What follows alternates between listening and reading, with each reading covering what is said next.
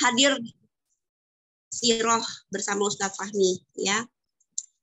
Terakhir di halaman 57 benar ya Bu ya? Bahasannya ya? Iya betul Bu. Oke baik. Tanpa mengulur waktu dan tempat kami persilakan untuk Pak Ustadz dan saya mohon izin off cam karena saya hanya moderator di sini ya. Oke. Ya, baik. Silakan Pak Ustadz. Baik. Bismillahirrahmanirrahim. Assalamualaikum warahmatullahi wabarakatuh. Waalaikumsalam warahmatullahi wabarakatuh. Saya izin share slide. Udah muncul belum ya? Muncul Pak Ustadz. Sudah Ustadz. Apa yang muncul? Sirah Nabawiyah bersama. Sirah Nabawiyah bersama Bani. Nabawiyah. Baik, bismillahirrahmanirrahim. Alhamdulillahirabbil alamin. Alladzi khalaqal mauta wal hayata liyabluwakum ayyukum ahsanu amala. Huwallazi anzala as-sakinata fi qulubil mu'minin liyazdadu imanan ma'a imanihim. Asyhadu an la ilaha illallah wahdahu la syarikalah wa asyhadu anna Muhammadan abduhu wa rasuluh la nabiyya ba'dah. Wa qala Allah ta'ala a'udzu billahi minasyaitonir rajim bismillahirrahmanirrahim. Islam.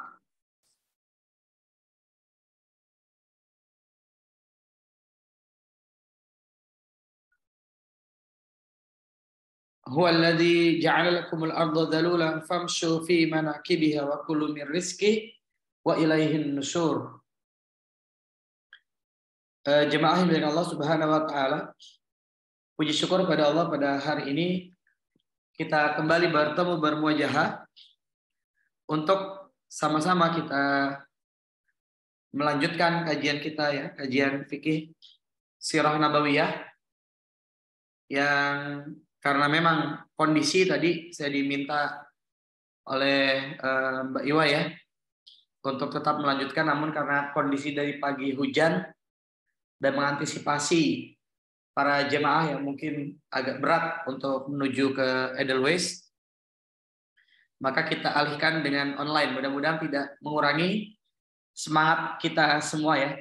Tetap semangat ya Ibu ya. Baik. Kita akan melanjutkan. Terakhir kita di halaman 57, yakni tentang masa menyusui Nabi Shallallahu Alaihi Wasallam. Saya ingin sampaikan beberapa poin yang nanti mudah-mudahan kita bisa ambil pelajaran-pelajaran berharga di sini.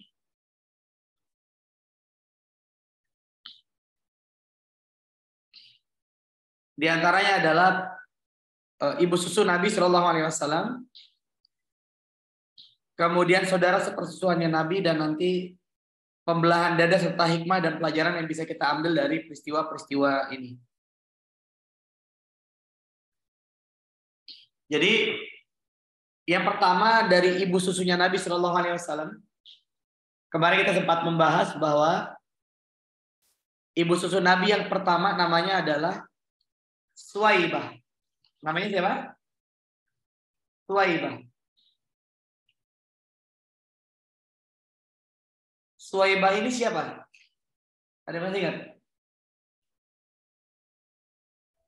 Budak Abu Lahab, budaknya Abu Jahal. Abu Lahab ya. Budaknya Abu Lahab. Abu Lahab budaknya. Suwaibah ini adalah budaknya Abu Lahab. Ya. Suwaibah sendiri secara bahasa maknanya adalah pahala. Maknanya adalah pahala. Kemudian saking Suwaibah ini memang dianggap berjasa, maka Abu Lahab yang nama aslinya adalah Abdul Uzza itu memerdekakan Suwaibah. Jadi Abu Lahab walaupun ahli neraka gitu ya, tetap ada kebaikan yang perlu kita apresiasi ketika beliau hidup, diantaranya adalah memerdekakan Suwaibah. Sehingga nanti ada sebuah riwayat bahwasanya ada orang yang bermimpi bertemu Abu Lahab. Dalam mimpinya Abu Lahab kemudian berkata bahwasanya aku mendapatkan minuman di neraka karena pernah berbuat baik, yakni memerdekakan Suwaibah. Allahu a'lam kebenaran dari riwayat ini kita tidak tahu, tapi riwayat ini ada di kalangan para ulama dan masyhur. Berapa lama Suwaibah menyusui Nabi? Kurang lebih selama 4 bulan. Demikian juga Hamzah. Jadi Hamzah ini nanti kita akan masuk pada pembahasan siapa Hamzah itu di dakwah Jahriyah. Cuman saya nggak akan bahas saat ini. Hamzah ini secara usia tidak beda jauh dengan Nabi Shallallahu Alaihi Wasallam. Sehingga Hamzah ini juga saudara sepersusuan Nabi. Jadi Hamzah ini aslinya siapa, Bu? Pamannya Nabi ya. Hamzah ini paman Nabi plus saudara sepersusuan Nabi. Kemudian juga Abu Salamah, juga di Suwaibah ya. Juga ibu susunya adalah Suwaibah. Dan Nabi Shallallahu Alaihi Wasallam itu sangat memuliakan Suwaibah sampai nanti Nabi sudah besar, ya. Nabi selalu memuliakan Suwaibah karena Suwaibah ini punya jasa penting pada Nabi Shallallahu Alaihi Wasallam walaupun hanya sekitar 4 bulan. Tapi nanti Nabi menghargai Suwaibah dengan begitu luar biasa. Bahkan putra-putri Nabi itu dikenalkan kepada Suwaibah, ya, dikenalkan kepada Suwaibah. Bahkan Nabi sering memberikan hadiah juga kepada Suwaibah. Sehingga Khadijah istri Nabi Shallallahu Alaihi Wasallam juga sangat menghormati Suwaibah. Nah ini menarik ya. Jadi kita dapat pelajaran pertama dari peristiwa yang sederhana ini, bahwa Nabi Shallallahu Alaihi Wasallam sangat memuliakan orang-orang yang punya jasa terhadap hidupnya sekecil apapun itu. Ya, dan memang karakter Islam seperti itu ya. Makanya Allah berfirman, "Fama ya'mal misqala dzarratin khairan yarah, wa ma ya'mal misqala dzarratin syarran yarah." Kebaikan sekecil apapun maka Allah akan balas dengan kebaikan. Ya. Jadi jangan berhenti berbuat baik, begitulah. Jangan berhenti berbuat baik.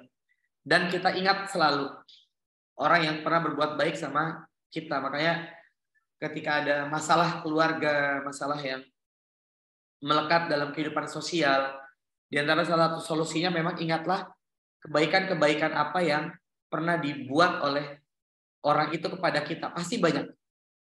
Gitu ya. Kemudian setelah Suwaibah, maka kemudian ada ibu susu berikutnya, yakni Halimatus Sya'diyah, ya. Halimatus Sya'diyah. Jadi saya ingin cerita dulu.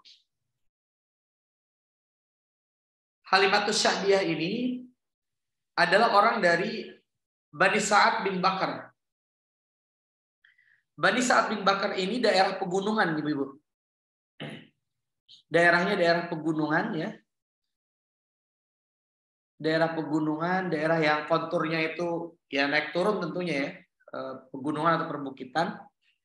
Daerah yang sejuk, yang nyaman. Dan ada kebiasaan, ada tradisi ya. Jadi ini kaitannya dengan tradisi orang-orang Arab. Yakni mencari wanita-wanita yang bisa menyusui bayinya. Kira-kira kenapa? Kenapa anak-anak di kota Mekah itu disusui di perkampungan di luar kota Mekah? Mangga? Siapa yang mau menjawab? Kenapa? Kok disusui di luar kota Mekah? Untuk melindungi dari apa yang ada di Mekah. Kan soalnya di Mekah banyak yang berhaji, terus polusi juga mungkin. Iya. Jadi betul ya. Terima kasih. Tadi Ibu siapa tuh? Nggak kelihatan. Untuk membiasakan bahasa Arab dengan berbahasa Arab. Ya. Jadi yang pertama betul ya, menghindari penyakit. Karena biasa kalau di kota, apalagi kota Mekah ya, orang dari seluruh dunia datang ke sana. Kita aja hari ini kalau mau berangkat umroh itu, ya suntik meningitis gitu ya, menghindari begitu pulang kita ada sakit gitu, sakit meningitis. Nah dulu itu rawan gitu ya. Maka untuk melindungi agar anak-anak kecil, karena anak kecil daya tahan tubuhnya tentu berbeda dengan orang dewasa, maka dibawa keluar kota Mekah. Ini yang pertama, betul ya. Yang kedua terkait dengan bahasa, karena bahasa itu makin ke daerah itu makin asli, makin original. Di Jepang itu misalnya makin kota ya udah banyak ada bahasa Inggris, ada segala macam. Tapi makin ke kampung-kampung di Jepang itu banyak kampung-kampung yang cuma huruf kanji aja tuh.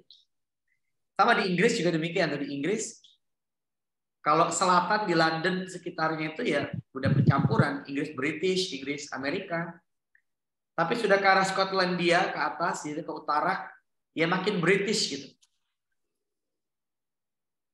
Jadi bahasa itu yang bagus memang di perkampungan, bahasanya lebih original, lebih asli. Kalau di kota banyak percampurannya. Maka yang kedua adalah karena faktor belajar bahasa Arab, ya. Mendalami bahasa Fusha. Jadi bahasa Arab itu ada istilahnya bahasa Arab Fusha, ada bahasa Arab Ammiyah. Fusha itu bahasa Arab yang tinggi gitu ya, bahasa yang formal. Al-Quran itu menggunakan bahasa Fusha, bahasa para tulab, bahasa para penuntut ilmu ya Fusha. Kalau Ammiyah itu bahasa pasaran, ya, bahasa obrolan sehari-hari. Kemudian yang ketiga, hikmahnya adalah memang fisik. Karena di perkampungan itu daerahnya perbukitan, maka untuk fisik itu jauh lebih bagus. Jauh lebih bagus, udaranya juga lebih segar gitu ya. Suaminya Halimatus Syadiah namanya Al-Haris bin Abdul Uzza, atau disebutnya Abu Kabsyah. Nah, anak-anak dari Halimatus Syadiah yang nanti jadi saudara sepersusuan Nabi, yakni Syaimah, Unaisa, Abdullah. Syaimah, Unaisa, Abdullah. Ini jadi nanti saudara-saudara sepersusuan Nabi Shallallahu Alaihi Wasallam. Maka berangkatlah Halimatus Syadiah dengan kawan-kawannya, ya, ke kota Mekah. Berangkat mereka untuk mendapatkan bayi-bayi yang mau disusui.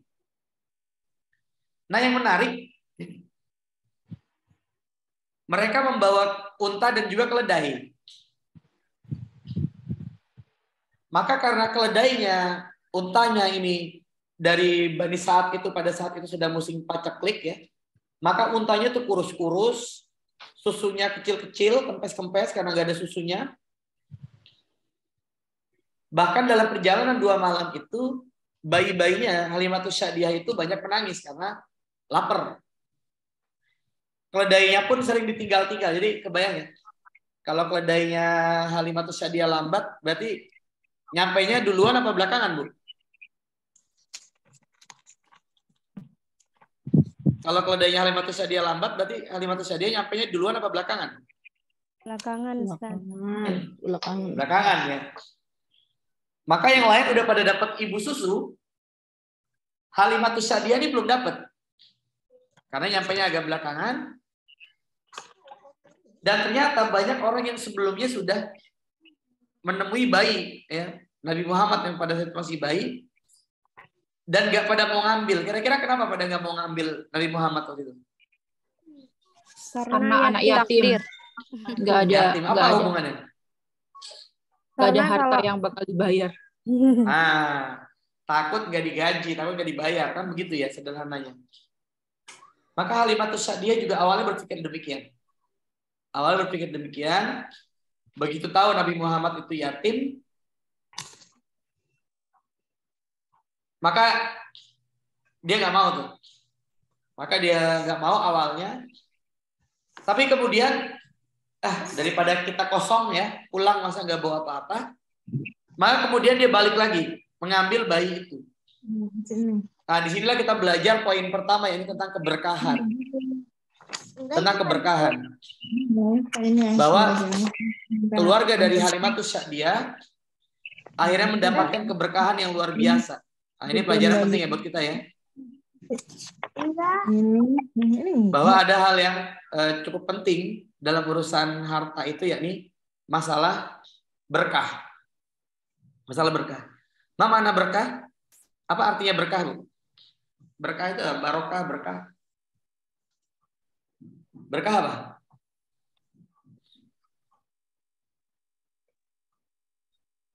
Hah? Apa arti berkah? Ini kita sering dengar ya. Semoga berkah. Nah, apa artinya berkah? Enggak, jangan berebut. Apa artinya berkah? Bermanfaat, Ustaz. Berkah itu, ya. Terima kasih ya Bu Risa. Kata para ulama, berkah itu ziyadatul khair wal manfaat. Berkah itu bertambahnya kebaikan dan manfaat. Harta yang berkah, walaupun mungkin uangnya hanya 100.000 misalnya gitu ya. Tapi kalau harta itu berkah, maka dia banyak kebaikan yang bisa dilakukan dengan 100.000 itu. Banyak manfaat yang bisa diberikan dengan 100.000 itu. Ini alasan kenapa ada orang misalnya gajinya mungkin kecil, gajinya mungkin UMR gitu ya. Tapi karena berkah masih bisa ngasih ke orang tuanya, masih bisa berinfak, ya, masih bisa menyekolahkan anak, masih bisa membeli ini itu dan seterusnya. Tapi sebaliknya ada orang, saya pernah baca tuh artikel, orang gajinya 40 juta, setiap bulan minus, utangnya malah terus numpuk, infak nggak bisa, ngasih orang tua nggak bisa dan seterusnya. Nah, ini membedakan rezeki itu berkah dan tidak berkah. Jadi masalah nominal itu bukan segalanya. Tapi ketika ada keberkahan, maka yang sedikit itu pun menjadi banyak manfaatnya dan bertambah kebaikan. Ini namanya berkah. Ziyadatul khair wal manfaat. Maka kita lihat ketika Halimatus Sa'diyah menggendong Nabi, seakan-akan tidak merasa repot menggendong Nabi. Bahkan kemudian Nabi dengan anaknya Halimah, yakni Abdullah, menyusui kepada Halimah hingga kenyang. Padahal tadinya Halimatus Sa'diyah tidak bisa menyusui sampai anaknya nangis-nangis kan dalam perjalanan menuju Mekah itu. Kemudian air susu untanya Halimah itu yang awalnya kering, tiba-tiba penuh. Tiba-tiba penuh. Tiba-tiba membesar dan berisi susu yang banyak.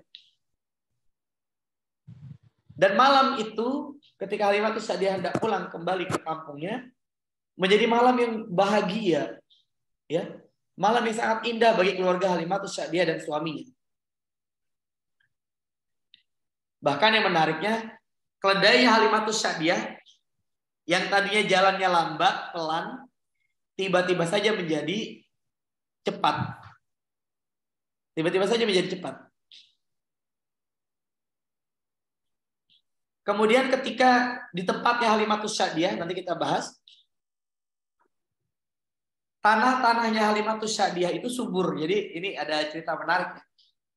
Para ulama menceritakan pada saat itu gembala-gembalanya Halimatus Sa'diyah itu gemuk-gemuk. Karena apa? Karena rumputnya Halimatus Sa'diyah itu tumbuh. Tanahnya Halimatus Sa'diyah tumbuh rumputan. Akhirnya gembalanya Halimatus Sa'diyah itu jadi gemuk-gemuk. Dombanya gemuk-gemuk. Sampai ada orang-orang, itu tuh, kamu kalau mau gembala, gembalain di kebunnya Halimatus Sa'diyah. Maka begitu digembalakan di sana, kambing-kambingnya Halimatus Sa'diyah gemuk-gemuk, kambing yang lain yang enggak gemuk-gemuk juga. Padahal dari tempat yang sama gitu ya. Ya, ini yang menarik ya. Makanya seluruh dombanya kenyang dan susunya penuh, tidak demikian dengan domba tetangga mereka. Ini namanya berkah. Berkah. Ziyadatul khair wal manfaat. Maka coba kita refleksikan diri kita, apa yang kita cari. Kalau tujuan kita Allah, maka seperti kita nanam padi. Ibu-ibu pernah lihat orang nanam padi ya? Nanam padi itu caranya gimana, Bu? Nandur ya, tanam mundur. Begitu ditanam padi ya di sawah, yang tumbuh apa, Bu?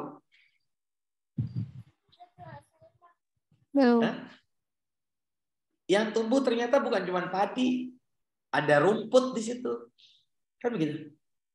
Ada ikan, betik, betok, ikan sepat, kadang-kadang ada belut, ya, ada kepiting, ada keong, dan seterusnya.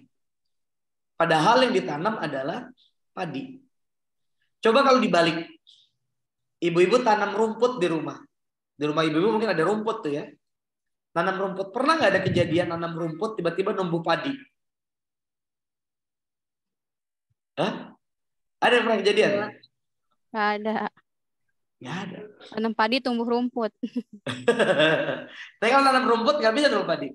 Ini kalau kita merenung ya, seperti inilah kehidupan. Kalau kita tujuannya Allah, tujuan kita ibadah, maka dunia tuh nanti akan ikut tuh. Ya, barang siapa Allah tujuannya, maka dunia akan melayani kita. Tapi kalau kita balik, ya sudah, kita dapat dunianya, nggak dapat urusan Allah Subhanahu wa Ta'ala. Maka aktivitas apapun kita cari goalnya adalah dalam rangka ibadah agar yang didapat itu berkah. Berkah. Kalau yang dicari adalah keberkahan, mungkin nggak kepikiran untuk korupsi? Enggak. Karena yang kita cari adalah berkah dari Allah Subhanahu wa Ta'ala. Maka lihat, Halimatus Sya'diyah Allah berikan keberkahan. Ini nanti ibu bisa baca tuh, ada buku menarik dari Ustaz Salim Asilah ya. Judulnya Lapis-lapis Keberkahan. Siapa yang udah punya bukunya? Ntar cari ya. Judulnya apa? Lapis-lapis keberkahan. Lapis-lapis keberkahan. Beliau mengawali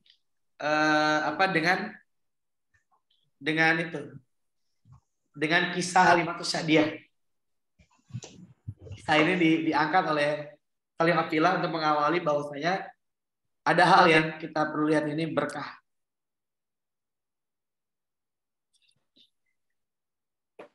Nah, dari Suwaibah, Nabi punya beberapa saudara sepersusuan.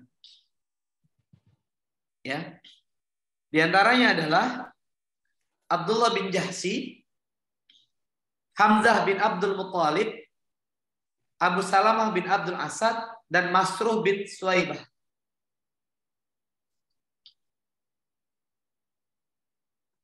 Ini harusnya bukan bin Suwaibah ya, mohon maaf, ini suaminya Suwaibah harusnya. Kemudian dari Halimatus Sya'diyah ada Syaimah, ada Anisa, ada Abdullah, ini anak-anak dari Halimatus Sya'diyah. Kemudian ada Hamzah, dan juga ada Abu Sofyan. Jadi Hamzah itu 2 kali jadi saudara sepersusuan Nabi, di Suwaibah dan juga di Halimatus Sya'diyah. Ya, maka Hamzah ada ikatan emosional yang luar biasa. Maka jangan kaget nanti pas kita masuk pada pembahasan mengenai keislaman Hamzah, karena ada bonding, ada ikatan emosional yang sangat luar biasa sebelumnya antara Hamzah dengan baginda Nabi Muhammad SAW.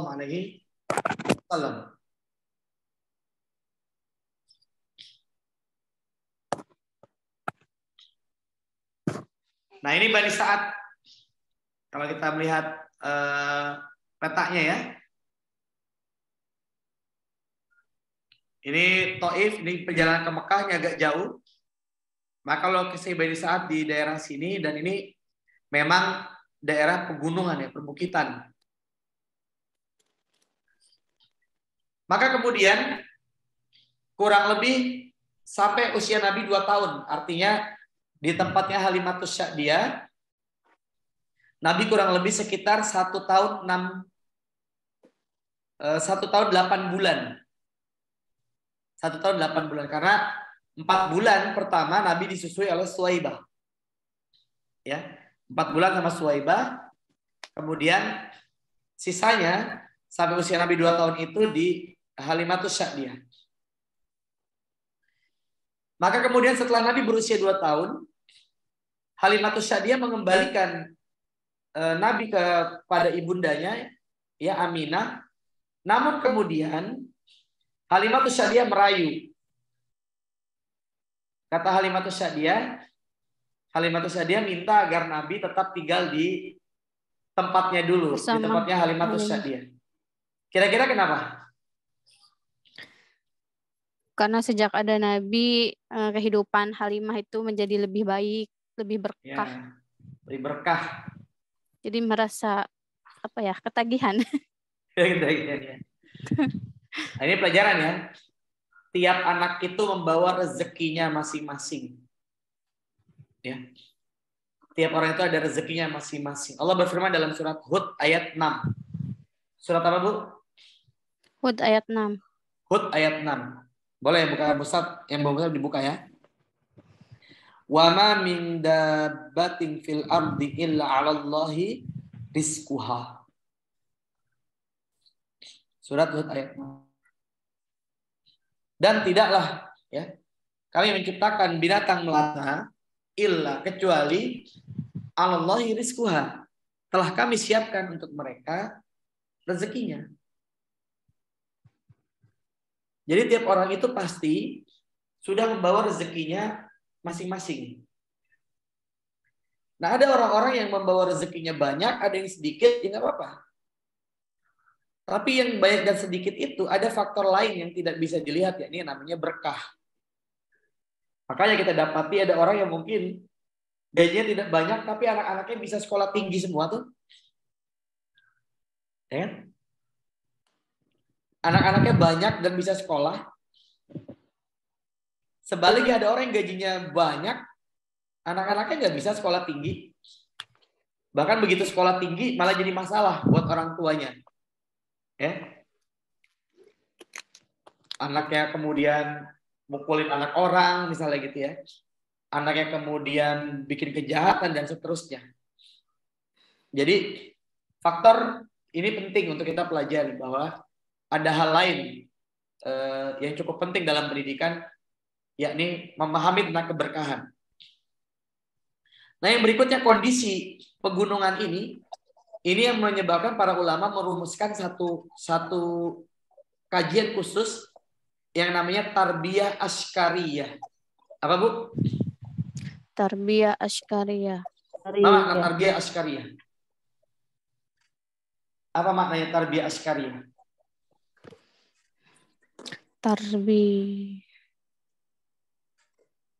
Pendidikan kemiliteran. Tarbiyah askariyah. Ini para ulama yang fokus dalam tarbiyatul aulad menyatakan tarbiyah askariyah bagian penting dalam pendidikan anak-anak. Khususnya anak-anak 0 sampai 14 tahun. Artinya, ibu-ibu perlu menyempatkan diri mengajak anak-anak ke alam bebas. Ya, ke lingkungan. Untuk apa? Kalau sekarang konteksnya mungkin ya supaya menghilangkan toksik lah ya. Yang tadinya biasa main handphone, bawa mereka pergi ke gunung, camping bareng gitu ya. Menambah keakraban. Kemudian juga punya skill-skill dasar. Bahkan bisa jadi survival itu untuk kondisi saat ini, apalagi di negara kita yang ring fire, itu mungkin salah satu hal yang harus dikuasai itu. Kemampuan survival. Ya. Kemampuan untuk bisa bertahan hidup. Anak-anak perlu paham daun apa yang bisa dimakan, yang tidak bisa dimakan. Sehingga kondisi kalau qadarullah ada keadaan terjepit, dia masih bisa bertahan hidup. Dan itu bagian dari tarbiyah askariyah. Jadi Nabi fisiknya baik, ya sampai kemudian Nabi berapa kali sakitnya? Berapa kali Nabi sakit dalam hidup? 2 kali kata para ulama. Ada faktor pendukungnya. Dari kecil Nabi terbiasa hidup di alam. Ya, naik turun bukit, fisiknya sehingga terolah. Nah, mirisnya banyak anak-anak di keluarga muslim hari ini, anak-anaknya itu lebih banyak duduk. Ngapain? Main gadget. Main gadget, begitu loh. Main gadget. Ini perlu jadi renungan. Makanya saya pikir keluarga kita perlu kita lindungi. Bisa nih nanti ibu-ibu ke depan gitu ya dengan majelis taklimnya atau dengan kita di Siro Institute. Kita bikin misalnya program buat anak-anak keluar bareng tuh. Mereka main bola, naik turun bukit, wall climbing gitu ya. Masak-masak di alam itu perlu direncanakan, di planning.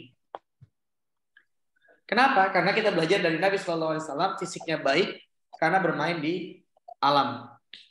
Bahkan ada ulama yang menganjurkan anak-anak itu perlu sering hujan-hujanan. Sehingga ada ulama yang mengajak anaknya itu hujan-hujanan tuh. Kalau hujan itu bapak dengan anaknya sering hujan-hujanan. Bagian dari pendidikan agar fisiknya itu kuat. Ya. Tapi setelah hujan-hujanan memang harus langsung mandi, harus bilas.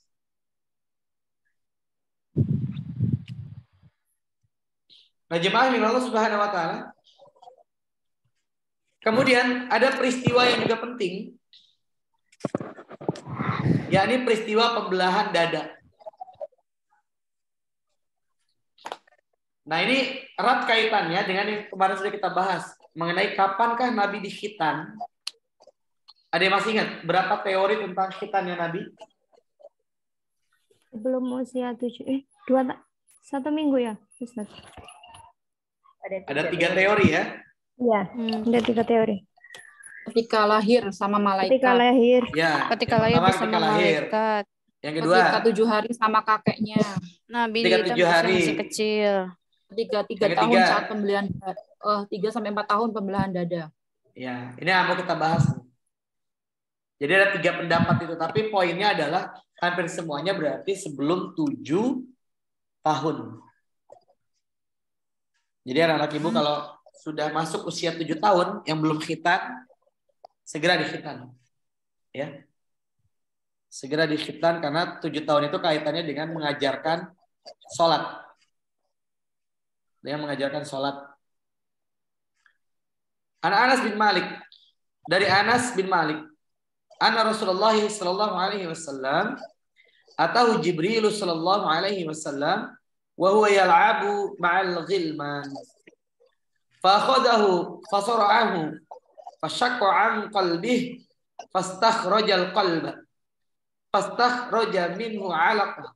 Fa qala hadha khadhu asy-syaitan minka. Summa ghasalahu fi tastin min dhahabin bima'i zamzam. Summa la'amah. Summa 'adahu fi makanihi. Wa ja'al ghilman yas'auna ila ummi. Yakni zi'rahu. Faqalu inna Muhammadan qad qutila. Pada cerita itu inna Muhammadan qad qutila. Fastaqbaluhu wa huwa muntaqi'un lawn. Qala Anas wa qad kuntu ara asar dzalikal mihyati fi sadri. Dari Anas bin Malik bahwa Nabi sallallahu alaihi wasallam didatangi oleh Jibril saat sedang bermain dengan anak-anak sebayanya. Lalu Jibril mengambil dan meletakkannya, lalu Jibril membelah dadanya. Mengeluarkan satu gumpalan darinya lantas berkata, "Ini adalah bagian setan yang ada padamu." Lalu Jibril mencuci dengan bejana dari emas dengan air Zam-Zam. Mengembalikannya ke tempat semula, anak-anak berlari menuju ibu susunya seraya berkata, "Muhammad telah dibunuh." Maka mereka mendatanginya dengan penuh cemas. Hadis riwayat Muslim.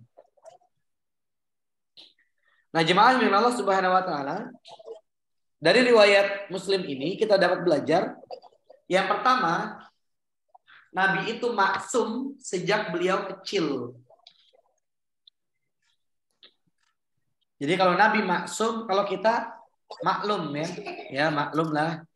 Manusia biasa. Kalau Nabi maksum. Kenapa?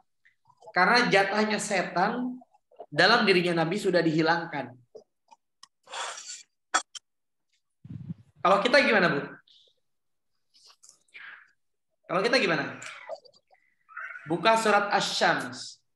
Wasyamsi waduhaha wal qamari idza talaha. Dan seterusnya. Fa alhamaha fujuraha wa taqwaha. Di dalam diri kita ada potensi fujur, ada potensi maksiat, ada potensi berdusta, ada potensi berbuat kezaliman. Wa taqwaha, ada potensi takwa. Qad aflaha man zakkaha.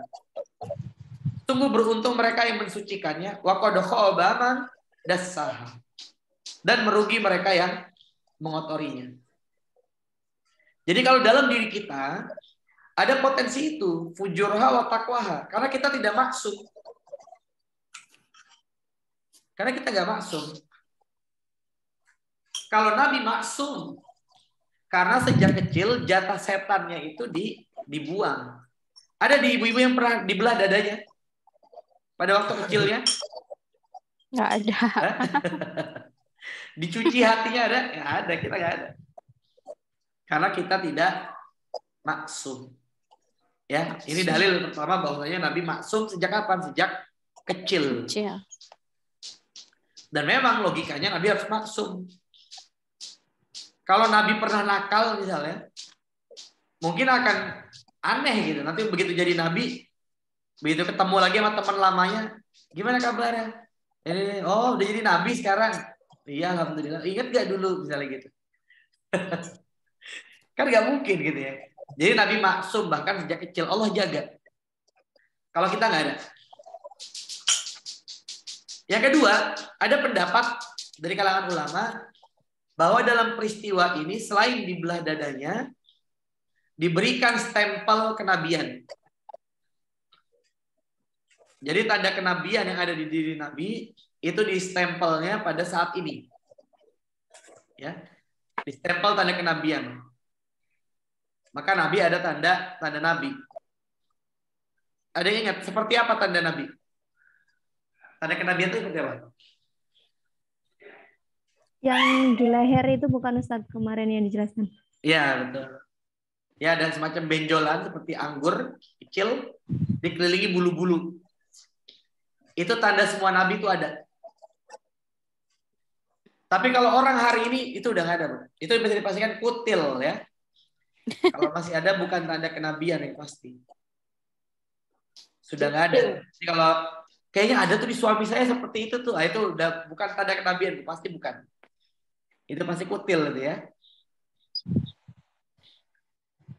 Yang ketiga, Nabi di khitan menurut salah satu riwayat ya. Bahwa Nabi di khitan di peristiwa ini. Allah alam.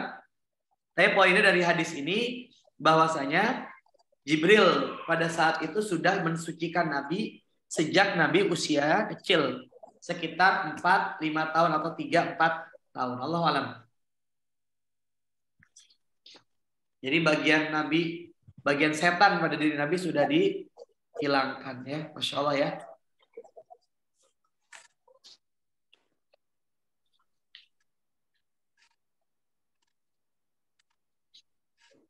Di antara pelajaran tentang pembelahan dada ini, yang pertama adalah alaqah, segumpal darah.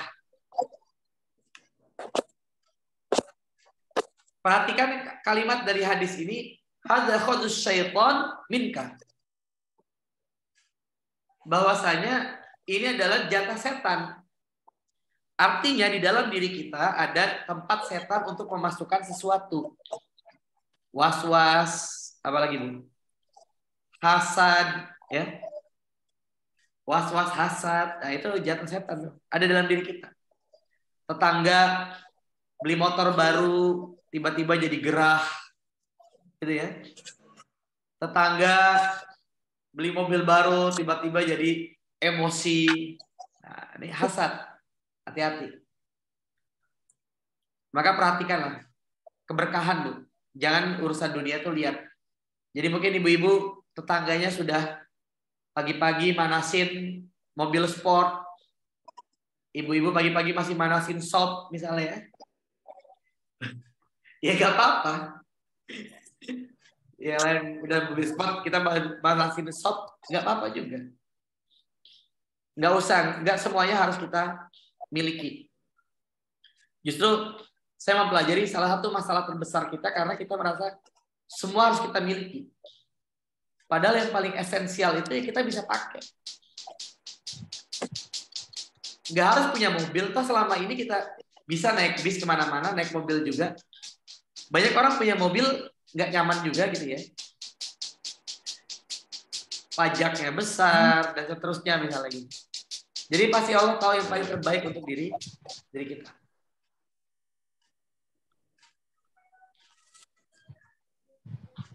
Nah, keberadaan itu wujud dari kesempurnaan manusia. Agar kita nanti bisa memilih mana yang hak, mana yang batil. Kalau Nabi di bawah bimbingan Allah. Karena Nabi maksum. Kalau kita tidak maksum.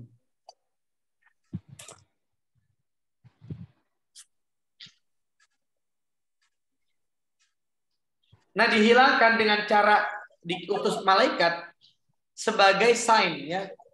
Bahwasanya Allah mampu melakukan itu. Ya.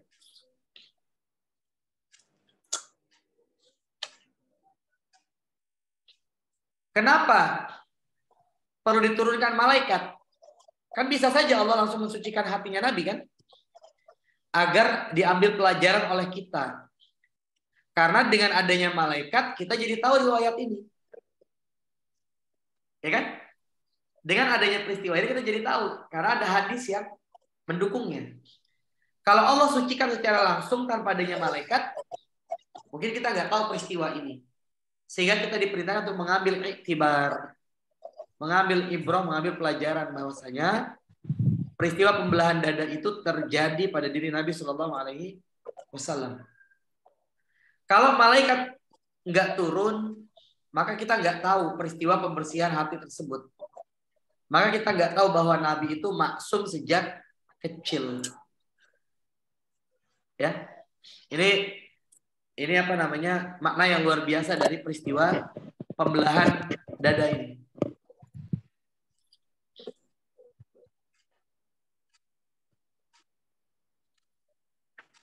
Dengan demikian tidak dapat diartikan bahwa manusia dapat melakukan operasi memotong kelenjar kejahatan untuk menjadi baik tanpa harus mujahadah. Artinya tetap harus ada ikhtiar.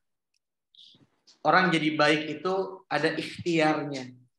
Bahwa kemudian ditopang oleh hidayah Allah itu iya. Tapi kita perlu berikhtiar. Saya teringat kalimatnya Hamka. Kata Buya Hamka begini. Kalau mau mendarat di depan rumah kita, pesawat Boeing, ya, maka kita harus siapkan landasan yang kuat. Tapi kalau kita nggak ingin pesawat Boeing cuma capung aja mendarat, ya tanah juga bisa.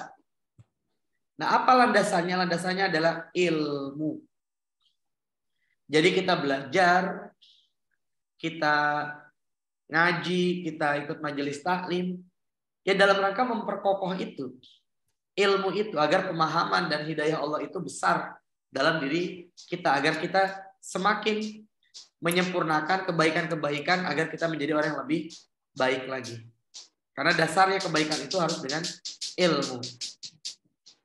Ya, ada suara lato-lato tuh ya.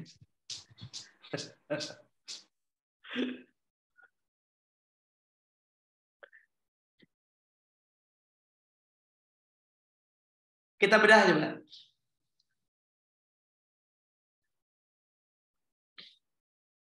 Bejana emas.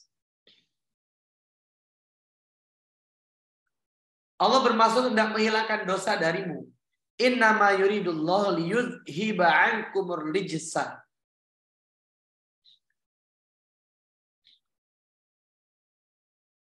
Ya. Emas ini adalah logam mulia yang tidak berkarat, tidak akan berkarat, emas. Maknanya apa? Secara maknawiyah, agar karat-karat berupa dosa-dosa itu hilang. Agar karat-karat berupa dosa itu hilang. Maka kepemilikan akan emas, kepemilikan akan harta harusnya bisa mensucikan. Makanya emas, kepemilikan emas bisa menjadi salah satu instrumen zakat harta. Ya. Ketika sudah sampai pada haul dan nisab, maka dikeluarkan zakatnya. Karena apa? Harta itu harus bisa disucikan dan mensucikan. Yang menjadi soal adalah ketika harta itu harta yang haram. Maka bagaimana mensucikan harta haram? Apakah dengan dikeluarkan zakatnya? Gimana Bu mensucikannya? Hah? Harta haram, kalau harta itu hasil curian, mensucikannya dengan mengembalikannya kepada pemilik yang berhak. Nggak bisa harta haram disucikan dengan menzakatkannya. Jadi ada hasil korupsi misalnya 2 miliar. Supaya 2 miliar ini jadi halal gimana caranya? Ya udah keluarkan zakatnya dari situ. Enggak gitu. Mensucikannya gimana? Ya 2 miliar yang hasil korupsi dikembalikan.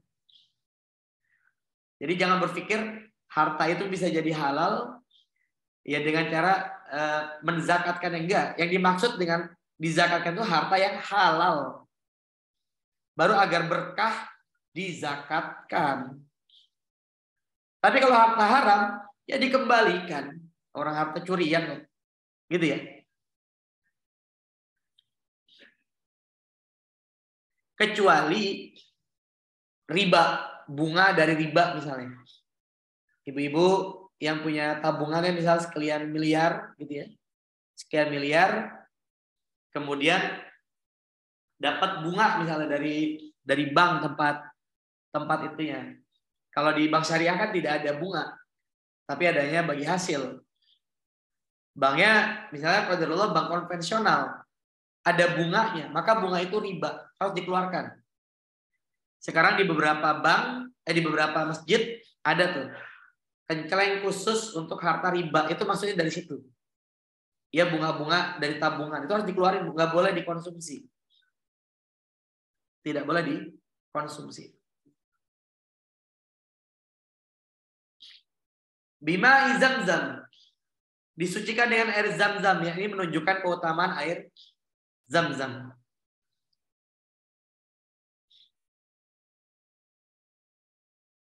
Air Zamzam menumbuhkan jasad dan hatinya Nabi Ismail. Air Zamzam membuat kita lebih sehat, menyembuhkan banyak penyakit. Air Zamzam juga bisa mengenyangkan. Ya. Ketika ibu pergi haji, umroh, banyak minum Zamzam, insya Allah itu bisa mengenyangkan. Dan air Zamzam sesuai dengan niatnya.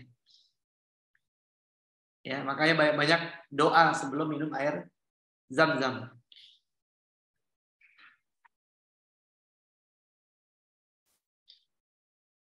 Kalau Nabi Ismail diganti dengan domba, Nabi Muhammad SAW pembelahan dada itu langsung, tidak digantikan dengan objek yang lain. Sehingga membuat Nabi ini memiliki keberanian dan Nabi menjadi maksum. Kalau peristiwa ini tidak terjadi, maka mungkin kita nggak tahu titik mana yang menyebabkan Nabi itu maksum.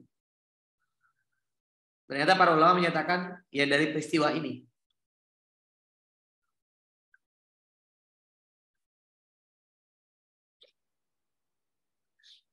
Nah, Nabi kan rahmatan lil alamin. Karena jatah setannya itu sudah dihilangkan, maka setan tidak mendapatkan rahmat dari Allah Subhanahu wa taala. Setan tidak dapat rahmatnya Allah Subhanahu wa taala.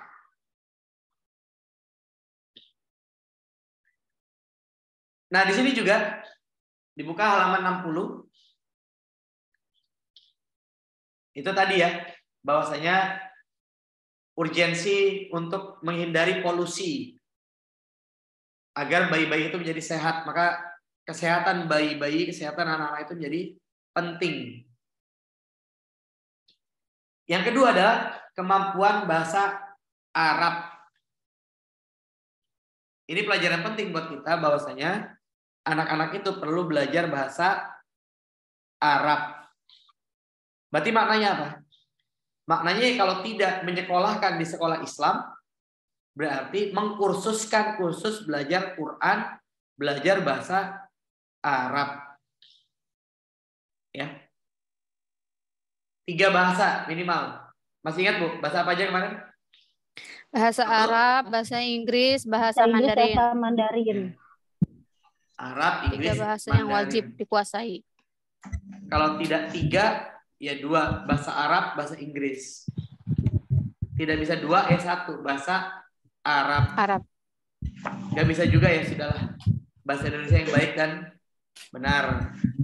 Syukur-syukur tambah 1 bahasa Sunda lah ya, karena tinggal di Jonggol.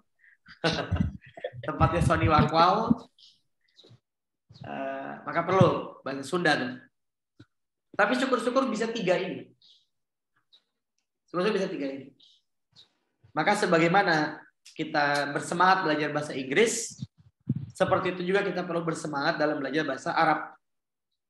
Bimakna lughatul Arabiyyah lughatul jannah. Karena bahasa Arab itu bahasa surga. Ya, bahasa penduduk surga adalah bahasa Arab. Dan nanti kita ditanya oleh malaikat juga dengan bahasa Arab, ya. Man rabbuka, ya, dengan bahasa Arab. Jadi belajar bahasa Arab supaya bisa menjawab pertanyaan di dalam kubur nanti, Bu, ya. Belajar, Bu. Udah belajar bahasa Arab, Bu? Siapa yang udah pernah belajar bahasa Arab? Pernah waktu sekolah aja, Ustadz. Pernah waktu sekolah, ya. Mudah-mudahan masih ingat, masih bisa dipakai. Kalau belum nanti mungkin bisa dibuka. Bisa pakai Durusul Lughah, bisa pakai Baina Yadai. Banyaklah sekarang referensi yang bisa digunakan untuk belajar cepat dalam memahami bahasa Arab. Minimal pasif, minimal itu bisa mengerti makna dalam bacaan sholat, itu minimal banget. Jadi seandainya pun kita nggak menguasai, minimal kita tahu alhamdulillahirabbil alamin apa maknanya, ar-rahmanir-rahim dan seterusnya, sehingga sholat kita jadi lebih khusyuk. Jadi kenapa penting belajar bahasa Arab? Agar sholat dan ibadah kita jadi lebih khusyuk. Ini kaitannya, ya. Jadi ini pelajaran kenapa Nabi dibawa ke kampung agar bahasa Arab itu menguasai dengan baik. Kemudian yang ketiga, ya, tentang Halimatus Sya'diyah. Ini pelajaran berharga, Bu, ya. Wajar Halimatus Sya'diyah awalnya tidak mau, itu wajar. Wajar banget.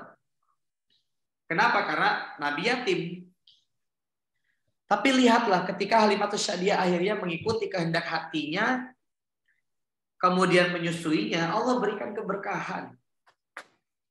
Allah berikan keberkahan. Jadi jangan takut, ya. La tahzan innallaha ma'ana. Jadi mungkin ibu-ibu belum punya mobil sport karena ibu-ibu nggak mau tuh namanya riba, pakai leasing, ya, meminjam di bank konvensional. Insya Allah itu keberkahan. Jadi nggak apa-apa. Nggak harus punya mobil sport, nggak harus punya kendaraan mewah kalau didapat dengan jalan riba. Kita cari berkahnya aja. Ya, mudah-mudahan yang masih ada hutang di bank konvensional, yang masih ada hutang riba, tahun ini Allah lunasi. Ya. Amin. Harus punya mimpi ke sana. Jadi, rumah saya ini masih pakai KPR di bank di bank konvensional. Harus punya mimpi. Tahun ini saya harus lunas. Ya, semangat. Kendaraan-kendaraan yang masih masih leasing harus lunas. Gimana caranya? Jual aset kah? Atau kemudian jual kendaraannya, tukar dengan yang second tapi masih bagus gitu, ya. Bismillah. Karena kita tidak tahu usia kita kapan. Ya. Dan menggunakan harta riba itu sama dengan kita berani berperang dengan Nabi Muhammad SAW. Hati-hati, Bu. Jadi jangan-jangan di keluarga kita ada yang sakit berkepanjangan, ada yang kemudian muncul masalah ini itu, mungkin karena kita masih terjerat dalam riba. Ya. Saya agak berani ngomong ini sekarang karena alhamdulillah udah nggak ada lagi. Kalau dulu saya nggak berani, Bu, karena saya masih ada KPR dulu. Saya masih ada KPR dulu. Tapi begitu saya berangkat ke Inggris, saya sudah azamkan dengan istri, pokoknya pulang kita harus selesaikan. Dan alhamdulillah Allah bantu. Begitu pulang udah selesai, maka kita bismillah. Jadi agak lebih berani. Saya nggak berani kalau belum menyelesaikan urusan-urusan riba itu ya. Dan nikmatnya luar biasa. Nanti merasakan lah. Kan tadinya punya hutang di bank konvensional, yang tadinya punya kredit atau leasing misalnya, begitu nanti sudah selesai akan ngerasain nikmat banget. Hidup tuh nikmat banget. Walaupun dalam tanda kutip gak punya apa-apa gitu ya, gak seperti tetangga yang lainnya, tapi insya Allah akan ada kebaikan-kebaikan lainnya. Ya. Jadi gak usah iri-irian dalam urusan dunia. Kalau ternyata tetangga kita, saudara kita, teman kita itu mendapatkannya dengan jalan riba. Lebih baik punya duit beli, nggak punya tahan, gitu ya Bu ya? Nggak punya tahan. Sabar. Sabar ya. Sabar. Kita harus lebih takut pada siksanya Allah Subhanahu wa Ta'ala. Karena yang menyebabkan orang hari ini banyak akhirnya punya masalah-masalah karena tidak sadar. Baca buku, judulnya Kembali ke Titik Nol. Judulnya apa Bu? Kembali ke titik nol. Siapa yang nulis? Yang nulis siapa? Namanya Sabtuari. Itu bagus tuh. Sabtuari. Karena dia banyak cerita dengan kisah nyata. Orang-orang yang kemudian berbisnis ya. Atas nama berbisnis, minjem hutang dari riba. Bisnisnya maju. Tapi seiring bisnisnya maju, keluarga berantakan. Usahanya maju tuh. Tapi keluarganya jadi berantem terus. Punya kendaraan jadi kemudian ribut terus. Ya. Sebentar ya. Pak Yuda.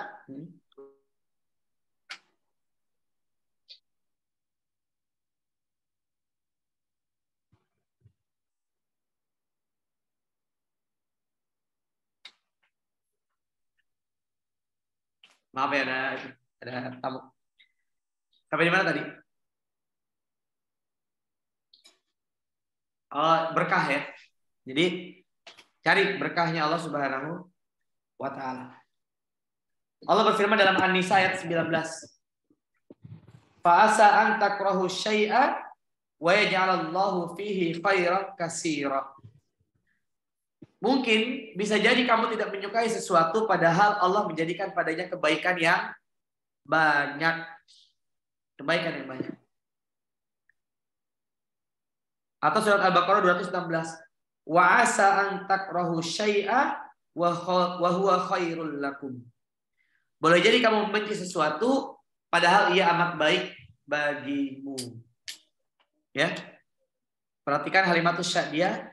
Awalnya tidak ingin, kemudian begitu dia akhirnya mengambil Nabi Shallallahu Alaihi Wasallam, Allah berikan keberkahan. Ya, Allah berikan keberkahan. Jadi nggak usah lah pikir-pikir yang macam-macam. Pelan-pelan, mahlan-mahlan. Kita beli saat punya uang, nggak punya uang ya tahan, nabung. Jangan sampai tergoda dengan riba, karena riba adalah raib. Riba sama dengan apa Bu? Raib. Raib. Ya, raib. Baca tuh tulisan-tulisannya Pak Sabtuari.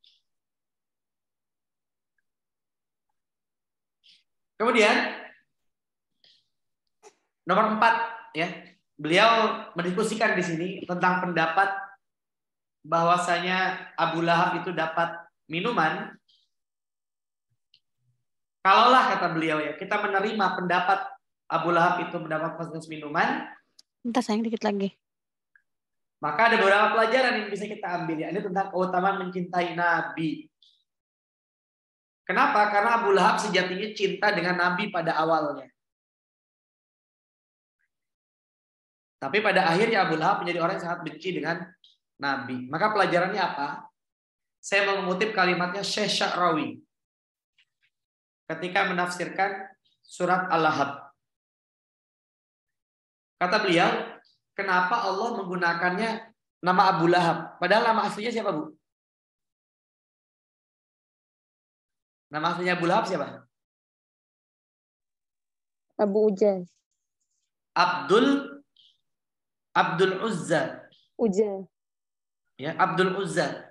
Abdul Uzza ini berarti penyembah Uzza, berhala. Tapi kenapa digunakan Abu Lahab? Abu Lahab ini maknanya apa? Abu Lahab. Gejolak api. Lah. Abu Lahab itu apa? Gejolak api, Ustaz. Gejolak api. Gejolak api ya. Lahab itu maknanya menyala-nyala. Menyala-nyala. Marah. Karena para ulama bilang Abu Lahab ini ganteng. Ganteng, putih, ya putih. Saking putihnya kalau kena cahaya itu jadi memerah mukanya. Jadi Abu Lahab ini orang yang ganteng. Istrinya Abu Lahab cantik. Kalau cantik biasanya cantik ya. Dipanggilnya Ummu Jamil. Jadi Abu Lahabnya ganteng, istrinya cantik, tapi ternyata keduanya masuk ke dalam neraka. Nah, Syekh Sya'rawi ketika membahas ayat ini, beliau menyatakan kenapa Abu Lahab bukan nama aslinya, bukan Abdul Uzza. Ada yang tahu kenapa, Bu? Kenapa bukan Tabbat Yada Abi Abdul Uzza misalnya? Tapi malah Tabbat Yada Abi Lahabi Watab. Watab. Kira-kira kenapa? Ada yang mau menjelaskan pendapatnya Syekh Sya'rawi?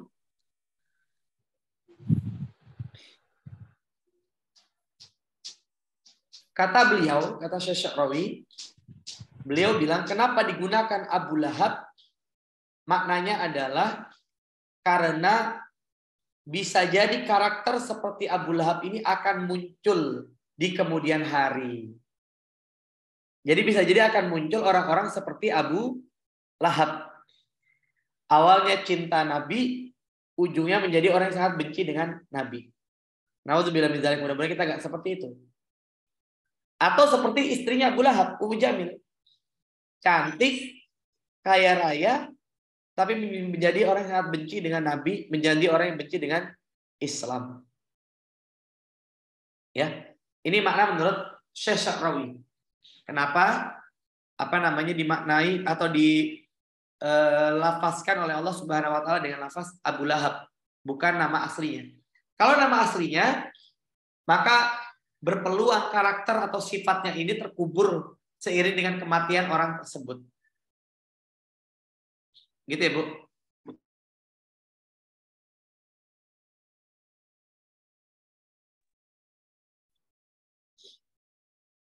Kemudian yang kelima, bahwa Nabi Shallallahu Alaihi Wasallam dikelilingi orang-orang yang baik. Coba lihat ya, di halaman 67. Ibunya Aminah, maknanya yang aman. Bidannya namanya Asyifa, kesembuhan. Diasuh oleh Barokah, ya. Pengasuhnya Nabi namanya Barokah, keberkahan. Disusui oleh Suwaibah, maknanya pahala. Dan juga Halimah, maknanya adalah santun.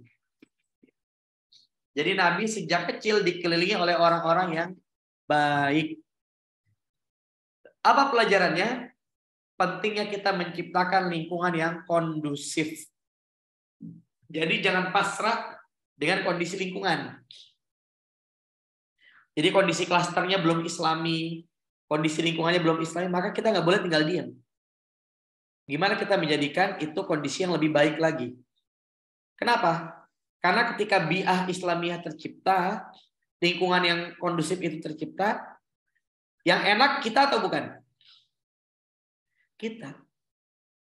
Kita lebih nyaman ketika kita pergi, keluarga kita aman. Ya, anak-anak kita juga di lingkungan yang nyaman, di lingkungan yang kondusif, dan lingkungan yang kondusif itu mahal. Mahal harganya. Maka bisa jadi ibu-ibu Allah takdirkan tinggal di Citra Indah, ketemulah dengan orang-orang yang soleha, ketemulah ibu-ibu yang senang majelis taklim. Kalau ibu-ibu tinggal di Pondok Indah, belum tentu ketemu. Kan begitu. Jadi pasti ada hikmahnya di balik takdir Allah Subhanahu wa taala kepada kita semua. Allahu a'lam bishawab. Kita cukupkan di halaman 67. Ya. Saya persilakan kalau ada yang mau kita diskusikan. Kalau nggak ada berarti kita cukup. Enggak, masih ada waktu. Silakan. Ada yang mau dibahas? Ya, bagi yang mau bertanya atau ada yang mau didiskusikan, silakan raise hand dulu ya, biar nanti dibacakan siapa yang duluan.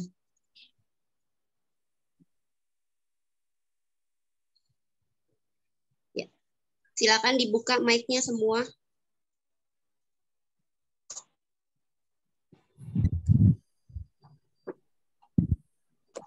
Bisa ya kok, nggak masalah. Lu mau followernya cuma 1, 5, 10, 1000, 2000, nggak ada masalah. Yang penting. Iya, nggak ada masalah. Betul. Followernya berapapun nggak masalah. Sponsornya yang tadi baru. Jadi jangan takut ya Bu, ibu-ibu follower IG-nya, TikTok-nya, Facebook-nya dikit nggak masalah Bu. Pesan sponsor barusan ya. Maka silakan.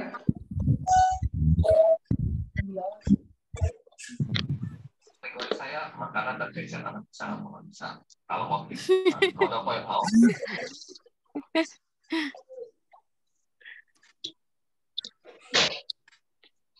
Nggak ada? Kalau nggak ada berarti cukup deh. Atau kita lanjutin dulu dikit lagi. Izin bertanya dulu Ustaz. Oh, enggak. Betul. Saya mau menanyakan tentang pembersihan hati itu Ustaz. Apakah relate ya antara tazkiyatun nafs dengan takwa? Iya. Makasih ya. Jadi tazkiyatun nafs tentu relate. Karena tazkiyatun nafs adalah penyucian jiwa ya, penyucian hati. Kenapa? Sederhananya begini. Kalau ada ruangan itu gelap, maka bagaimana caranya agar ruangan itu bersinar? Ya nyalakan lampu. Cahaya itu akan mengusir gelap. Cahaya itu akan mengusir gelap. Jadi kalau mau hati kita itu tidak lagi gelap, ya nyalakan cahaya keimanan. Nyalakanlah cahaya ketakwaan kepada Allah Subhanahu wa taala. Agar apa? Agar sifat-sifat buruk itu kemudian keluar. Kalau tidak mendirikan cahaya, ya sudah gelap yang akan menguasai itu. Makanya tadi kita bahas ya surat Asy-Syams itu penting. Fa'alhamaha fujuraha wa taqwaha. Dalam hati itu ada potensi fujur, ada potensi takwa. Nah, ketika mau fujur itu terusir, maka takwanya yang harus kita tinggikan. Bagaimana proses terbaik? Ya dengan ilmu. Agar apa? Agar terhindar dari amilatun nasibah. Surat apa, Bu? Amilatun nasibah. Tasla naran hamiyah. Tusqa min 'ainin aniyah. Laisa lahum ta'amun illa min dhari. Surat? Ya betul, Al-Qur'an ya. Surat apa? Al-Ghasyiyah. Al-Ghasyiyah. Amilatun nasibah kata para ulama, amilatun fid dunya wa nasibatun fil akhirah. Kan ini ayatnya menarik ya. Beramal lagi bersusah payah. Loh kok bisa? Harusnya kan berakit-rakit ke hulu, berenang-renang ke tepian. Bersakit-sakit dahulu, bersenang kemudian. Lah ini ada orang beramal, tapi malah bersusah payah. Karena secara logika nggak masuk nih. Dia beramal, tapi kalau susah payah. Artinya apa? Ada dia beramal, ada orang yang beramal, tapi tidak ada efeknya di hadapan Allah karena amalannya tertolak. Kenapa? Karena amalannya tidak memenuhi 2 unsur. Apa unsur diterimanya amal? 2. Yang satu ikhlas. Karena Allah. Allah. Maka orang sebaik apapun ketika dia beramal tidak karena Allah, amalannya tidak diterima oleh Allah Subhanahu wa taala. Dibalas dengan kebaikan ya oleh Allah. Dibalas. Tapi diterima Allah? Enggak. Tidak. Ya kalau dibalas. Allah akan membalas kebaikan siapapun yang melakukan kebaikan, ima dia mukmin, ima dia kafir, dibalas Allah Subhanahu wa taala dengan kebaikan pula. Hal jazaul ihsan illal ihsan. Jadi hatta dia bule, kalau dia berbuat baik, hatta dia orang kafir, dia berbuat baik. Enggak buang sampah sembarangan. Buang sampah pada tempatnya, enggak buang sampah di sungai. Maka dikasih kebaikan, begitu banjir, ya udah, enggak banyak sampah. Atau enggak terjadi banjir, karena enggak ada sampah. Sebaliknya, hatta dia beriman, tapi dia buang sampah sembarangan. Allah balas. Tiba-tiba banjir. Begitu banjir, di depan rumah yang banjir, kasur lewat, sofa lewat, kulkas lewat. Karena buang sampah segala macam. Ya. Yang kedua, ittiba'ur rasul, mengikuti Nabi. Maka bagaimana agar amalan kita mengikuti Nabi? Ya ini dengan ilmu. Maka landasan amal harus ilmu dan iman. Gitu ya. Jadi relate atau enggak relate? Agar apa? Agar cahaya gelap itu hilang, maka tumbuhkanlah cahaya. Agar kamar kita jadi terang, nyalain lampu. Kalau lampu nggak dinyalain, kamar itu akan gelap. Allah Allah.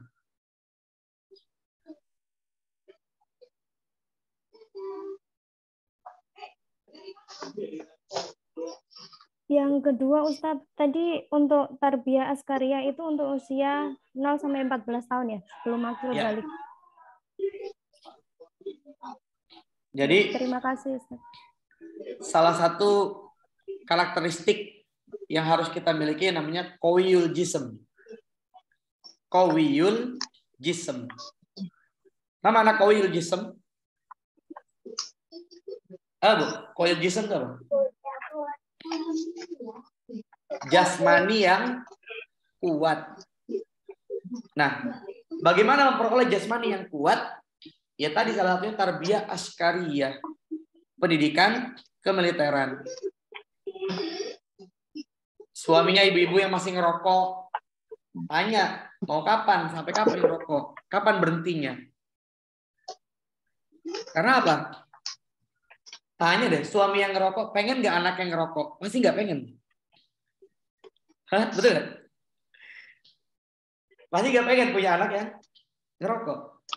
Saya pernah dapat kisah nyata nih Bu ya. Di daerah Padarincang, di Serang, ada penjual VCD porno. Dia jualannya di Glodok, di Jakarta. Ini yang menarik, dia itu padahal di Jakarta jualan VCD porno nih. Tapi kalau pulang ke rumah dia nggak pernah bawa VCD porno. Dia pasti bawa CD ngaji, CD nasyid anak-anak, CD anak soleh gitu ya. Buat dikasih ke anaknya nggak pernah tuh dia ngasih CD porno. Artinya walaupun dia jualan ya di daerah, dia nggak pengen meracuni anak, ya nggak pengen. Secara fitrah tuh pasti kita pengen anak kita lebih baik. Maka tanya, emang kamu nggak pengen punya anak yang sehat, kuat, rajin belajar, kayak iklan ya? Maka ini kita perlu ciptakan. Kita perlu ciptakan gimana caranya agar anak-anak sehat. Agar anak sehat. Makanannya diperhatikan. Karena ini dasarnya. Fal yang zuril insanu ila to'ami. Surat apa Bu? Fal yang zuril insanu ila to'ami. Anna sobabnal ma'a sobba. Tsumma syaqaqnal ardo syaqqa. Surat apa? Surat Al-Quran, ya betul. Surat apa, Bu? Abasa. Surat Abasa. Fal yang zuril insanu ila ta'amih. Hendaklah kalian memperhatikan apa yang dimakan. Jadi kita harus perhatian. Maka yang masuk ke dalam anak-anak kita, yang masuk ke dalam diri kita harus yang halal dan thayyib. Jeroan itu halal. Pertanyaannya, apakah thayyib? Ini masalahnya. Ya, halalnya mungkin halal. Tapi apakah thayyib? Nah ini masalah. Es krim ya sekarang lagi viral itu. Sudah halal belum? Udah halal ya? Udah halal ya? Kabarnya Udah sudah halal. keluar sertifikat halalnya, Ustaz. Ya, alhamdulillah. Tapi apakah thayyib? Nah, ini pertanyaan berikutnya. Bagaimana Halal kadar belum tentu gulanya? thayyib. Kan gitu. Kadar gulanya gimana? Bagus nggak? Dan seterusnya, dan seterusnya. Gitu ya. Jadi, fal yang zuril insanu ila ta'am ini harus jadi pegangan. Ya, memperhatikan apa yang dimakan. Jadi, tarbiyah askariyah itu menjadi bagian penting. Dan ini menurut saya menarik kalau dilakukan bareng-bareng, Bu. Ya, bareng-bareng. Ibu-ibu nih yang batch 2 kumpul, bikin kepanitiaan, bikin misalnya camping bareng keluarga. Gitu ya. Kemana lah yang dekat-dekat aja di Jonggol tuh ya. Nanti agendanya lomba masak. Siapa yang masak? Bapak dan anak. Ya, Bapak dan anak lomba masak. Jurinya ibu-ibu kan seru. Ya. Atau kemudian sekedar jalan kaki. Kita ini salah satu negara yang termalas jalan kaki, Bu. Itu ada penelitian ya, Bu ya. Beda sama orang Eropa, sama orang Amerika, kemana-mana jalan kaki. Kita ini negeri yang jalan kaki kita termasuk rendah. Kenapa? Karena kita pedestrian kita dikuasai oleh pedagang kaki lima. Ini problemnya. Kalau di luar negeri kan nggak ada. Pejalan kaki itu jadi yang dalam tanda kutip diutamakan lah. Karena nggak semua orang punya kendaraan, tapi semua orang punya kaki. Maka pejalan kaki, disabilitas itu difasilitasi oleh negara. Di kita belum ya. Saya berapa kali tuh mendapati di Jakarta misalnya, kalau lagi jalan kaki, di tempat kita jalan, motor lewat, padahal motor udah ada tempatnya. Ini agak ini. Maka saya terdukung untuk koalisi pejalan kaki. Ya, harus kita banyak jalan kaki. Ini kaitannya dengan kesehatan dan seterusnya. Allah a'lam. Cukup? Ada lagi?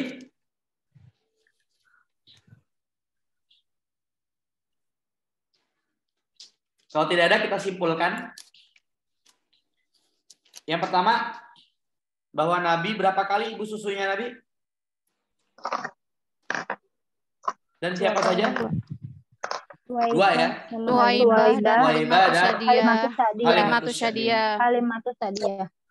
Yang kedua, kenapa dibawa atau disusui Nabi di Bani Sa'ad bin Bakar? Apa hikmahnya? Menghindari dari polusi. Menghindari dari polusi, agar belajar berbahasa Arab dengan baik. Berbahasa Arab dengan baik. Yang ketiga, Fisiknya lebih sehat. supaya fisiknya kuat. Lebih sehat. Kuat. Nah, cari tuh yang relapse sekarang. Berarti pertama, hindari penyakit ya anak-anak. Yang kedua, belajar bahasa Arab. Bahasa Arab. Belajar Al-Quran, belajar bahasa Arab. Yang ketiga, gimana agar anak-anak fisiknya kuat. Lebih kuat. Kuat. Fisiknya kuat. Sekarang ada katanya susu. Begitu diminum ternyata begitu diteliti kandungan gulanya lebih banyak daripada susu. Jadi bukan susu itu. Tinggi. Itu bukan susu pembohongan publik. Gula. Tapi air gula. Gula yang disusuin. Tapi nggak ada susunya malah jangan-jangan. Ya. Nah, ini menarik nih. Jadi kita perlu care dengan makanan anak-anak. Saya sampai mengkritik. Saya bilang Kalau di luar negeri itu, depan SD itu nggak ada tukang jajan tuh. Sangat selektif orang luar itu dalam urusan makanan. Padahal mereka tidak ada dalil mengenai halal thayyiban gitu ya. Tapi mereka selektif. Kita, anak-anak kita di sekolah dididik dengan benar. Begitu keluar dari sekolah, jam istirahat, jajanannya tidak terkontrol. Gitu kan? Makanya kalau mau ngikut yang sehat ya paling bagus itu makanan dari dapurnya ibu. Makanan terbaik adalah makanannya dari dapurnya ibu masing-masing tuh. Dari rumah dibekelin. Ya. Minimalisir jajan. Jadi kalau orang luar tuh saya lihat mereka jarang tuh makan-makan di luar. Uangnya buat apa? Uangnya buat jalan-jalan, traveling. Ya. Uangnya buat banyakin traveling, jalan-jalan. Kalau kita kan enggak, kita senangnya makan di luar. Ya, kita senang makan di luar. Padahal makan. Makanan di luar itu belum tentu baik dari sisi kesehatan. Mungkin halal tapi belum tentu thayyib. Nah ini mindset ya, mudah-mudahan ada inspirasi dari masa kecilnya Nabi Sallallahu Alaihi Wasallam di Bani Sa'ad. Allah alim bisawab, kita cukupkan mungkin. Mudah-mudahan ada pelajaran yang kita ambil. Kita di halaman 67 ya Ibu. Halaman 67. Nanti bisa dibaca lagi di rumah, diulangi, ambil pelajaran-pelajaran. Karena inilah fungsi sejati dari Sirah Nabawiyah. Untuk mengubah sejarah menjadi panduan. Ya. Agar tidak hanya sekedar kita tahu Nabi itu usia berapa, terjadi apa, tapi ada panduan, ada guiding untuk kehidupan kita pada hari ini. Allah al-bisab, kita cukupkan yang mengucap hamdalah. Alhamdulillahirrahmanirrahim. Dan penutup majelis, subhanakallahumma wa bihamdika. Saya ucapkan terima kasih. Saya serahkan pada Mbak Iwai. Assalamualaikum warahmatullahi wabarakatuh. Waalaikumsalam warahmatullahi wabarakatuh. Ya, terima kasih Ibu-Ibu atas partisipasinya. Semoga minggu depan waktu udah bisa lebih cerah ya. Amin. Berikutnya. Oke, dari saya nggak ada ya. Wabillahi hidayah. Allah wabarakatuh. Waalaikumsalam warahmatullahi wabarakatuh. Ini mau difoto dulu nggak, Iwan? Sudah, Ustaz. Oh, udah. Kebetulan handphone, tapi tadi udah sempat foto sih. Oh ya, oke. Udah ya, berarti langsung pamit ya. Syukran. Ya, terima kasih. Assalamualaikum warahmatullahi wabarakatuh. Waalaikumsalam warahmatullahi wabarakatuh.